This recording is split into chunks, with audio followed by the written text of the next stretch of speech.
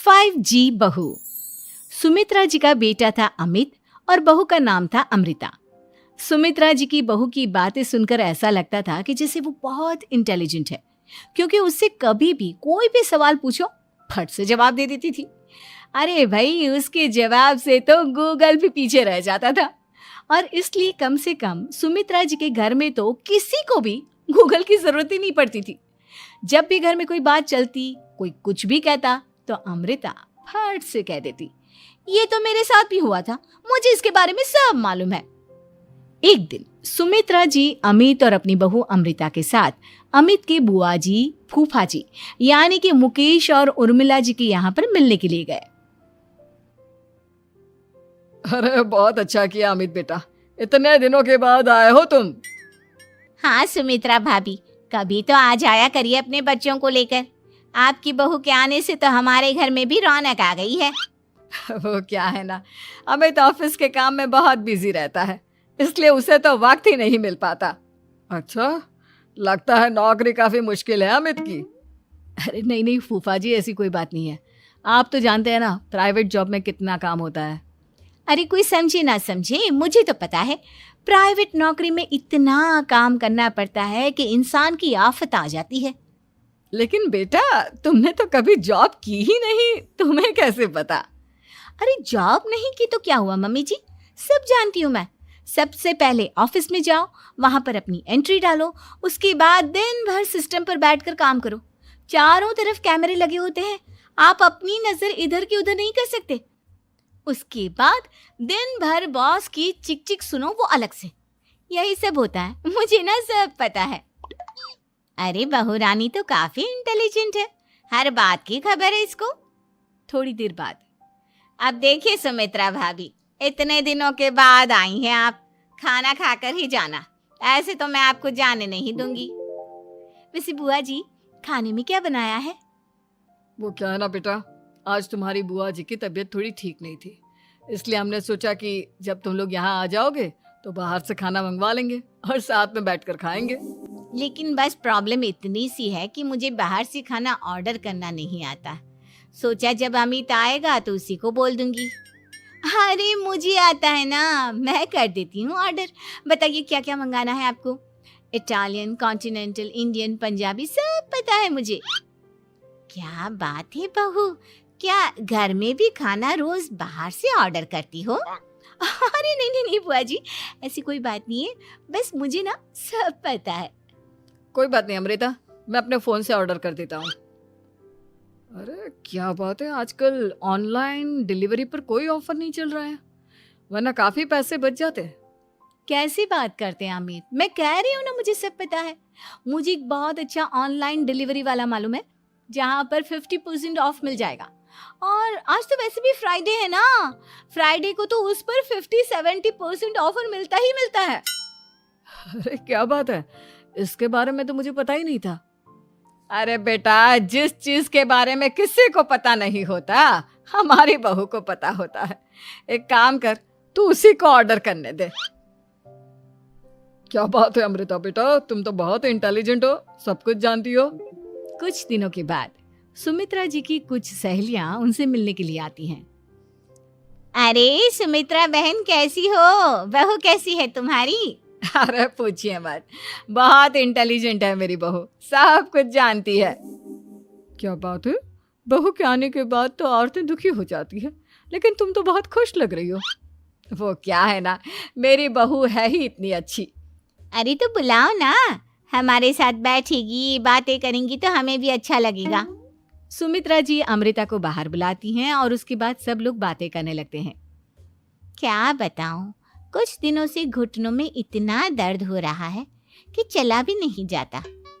अब बुढ़ापे में तो ये सब चलता ही रहता है, क्या कर सकते हैं। आंटी जी, आप योगा करिए, योगा और साथ में ना काले तिल खाया करिए, आपके घुटनों का दर्द भाग जाएगा। लेकिन तुमको ये सब कैसे पता बेटा? अरे मेरे भी घुटनों में दर्द होने लगा था, मैंने योगा किया और काले तिल के साथ गुड़ मिलाकर उनके लड्डू बनाकर खाए, एकदम ठीक हो गए हैं मेरे पैर। अमृता, ये तुम क्या कह रही हो? इतनी कम उम्र में तुम्हारे पैरों में दर्द कैसे हो सकता है? अरे मम्मी जी सच कह रही हूँ, एक बार अगर कोई ये नुस्खा अपना लेना बस मजा आ जाए। ठीक है बेटा, अगर तुम कहती हो तो मैं ये करके देखती हूँ। मुझे सब पता है आंटी जी, ये मेरे साथ हो चुका है, इसीलिए तो बता रही हूँ मैं आपको, ऐसे नहीं बताती किसी को। कुछ दिनों के बाद अमित अमृता को अपने दोस्तों के साथ घूमने के लिए ले जाता है। क्या यार, क्या जिंदगी हो गई है। सारा दिन ऑफिस का काम करते रहो, अपनी हेल्थ पर तो ध्यान ही नहीं दे सकते। अरे क्यों नहीं दे सकते अपनी हेल्थ पर ध्यान? सब दे सकते हैं, इंसान चाहे तो कुछ भी कर सकता है। क्या बात है भाभी, आप इतनी श्योरिटी के साथ कैसे कह सकती हैं? अरे आजकल ना एक से एक एप्लीकेशन है मार्केट में, और जानते हैं उसमें कुछ एक्सरसाइज तो ऐसी बताते हैं जिन्हें आप अपने ऑफिस में बैठे बैठे, मेरा मतलब लैपटॉप पर काम करते करते भी कर सकते हैं। अमृता, ऐसी एक्सरसाइज के बारे में तो मुझे भी नहीं पता था, तुम्हें कैसे मालूम? अरे मुझे सब पता है, हर चीज की खबर रखती हूँ मैं, जानते हैं ना आप। लेकिन ऐसी कौन सी एप्लीकेशन है और ऐसी कौन सी एक्सरसाइज है भाभी? एक मिनट, मैं आपको अपने मोबाइल में दिखाती हूँ। अरे वाकई में भाभी तो सही कह रही हैं। देखो यार, इसमें कितनी अच्छी एक्सरसाइज दिखाई गई है। अपनी चेयर पर बैठे बैठे एक्सरसाइज भी कर लो, काम भी और हेल्थ भी। वाह भाभी वाह, मजा आ गया।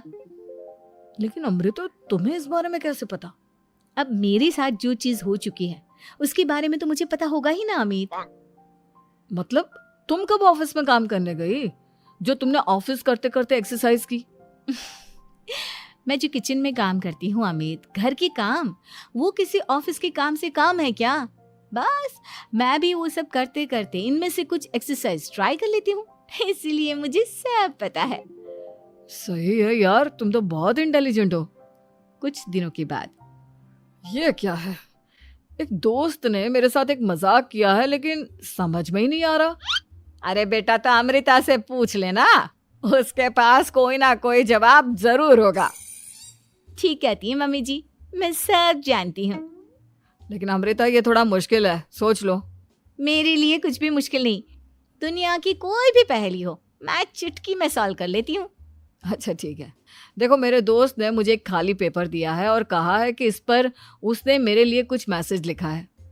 अब एक बात बताओ यार, खाली पेपर पर, आई मीन जिस पर कुछ भी नहीं लिखा हुआ, उसे मैं कैसे पढ़कर बताऊं? अरे बस इतनी सी बात, इसे तो मैं चुटकियों में सॉल्व कर दूंगी अमित।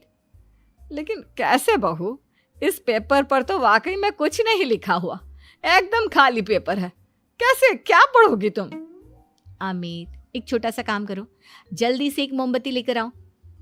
अरे बहू, पेपर में आग लगाने का इरादा है क्या? नहीं मम्मी जी, इस पेपर पर अमित के दोस्त का लिखा हुआ मैसेज पढ़ने का इरादा है। अमित कैंडल लेकर आता है।